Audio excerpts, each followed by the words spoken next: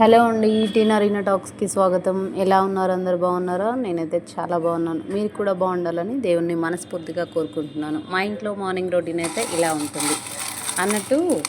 మీకు ఇది తెలుసా? టీలో ఎప్పుడైనా ఇలా వేసుకొని, టీలో కానీ పాలలో కానీ ఇలా కారపూస వేసుకొని తిన్నారండి. 80స్లో 90స్లో పుట్టిన పిల్లలకైతే ఇది చాలా అలవాటు అయి ఉంటుంది.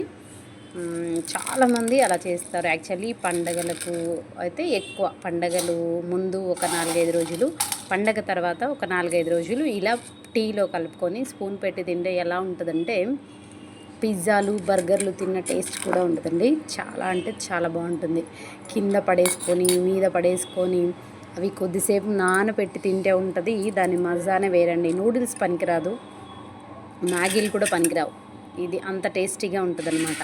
ఒక్కసారి వీలైతే ట్రై చేయండి. చాలా అంటే చాలా బాగుంటుంది. ఇది నేనే చేశాను పండగకి. యాక్చువల్లీ ఒక 4-5 చేశాను, అంతే, ఎక్కువ ఏం చేయలేదు. చూడడానికి చూడండి తినాలనిపించేలాగా ఉన్నాయి కదా, చాలా బాగుంది. అండ్ నెక్స్ట్ పులిహోర అండి. ఈరోజైతే పులిహోర మార్నింగ్ టిఫిన్గా చేశాను. పులిహోర కలిపేసి పులిహోర పక్కకు పెట్టి తర్వాత బియ్యం కడిగేస్తున్నాను. బియ్యం కడిగి ఎంతమంది పక్కకు పెడతారు? నేనైతే కొద్దిసేపు బియ్యం కడిగి పక్కకు పెడతాను, ఎందుకంటే గ్యాస్ సేవ్ అవుతుంది కదా.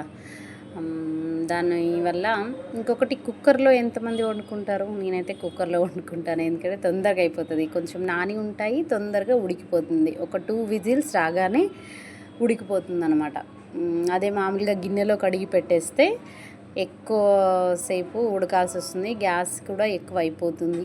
అలాగని నేను కుక్కర్లో పెట్టడం అలవాటు చేసుకున్నానండి. అది కొన్ని బియ్యం అయినా సరే.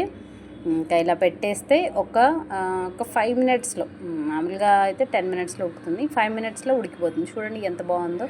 మనం మామూలుగా పెట్టిన దానికి ఇలా పెట్టిన దానికి చేంజ్ ఉంటుంది.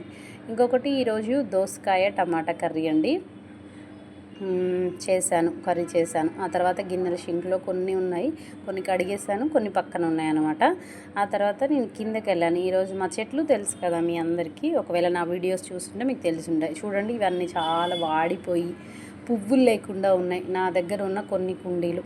ఇది మీకు నచ్చితే ఇక్కడ చూడండి, నా చెట్లన్నీ వాడిపోయాయి. ఎంత బాగా నిగనిగలాడే చెట్లన్నీ వాడిపోయాయి. మీకు ఏమైనా టిప్స్ తెలిస్తే నాకు చెప్పండి. ఇది వాటర్ వేస్తున్నాము, ఎందుకు ఇలా వాడిపోయాయో తెలియదు, కానీ మీకు ఏమైనా తెలిస్తే నాకు సెండ్ చేయండి. Please like, share and subscribe.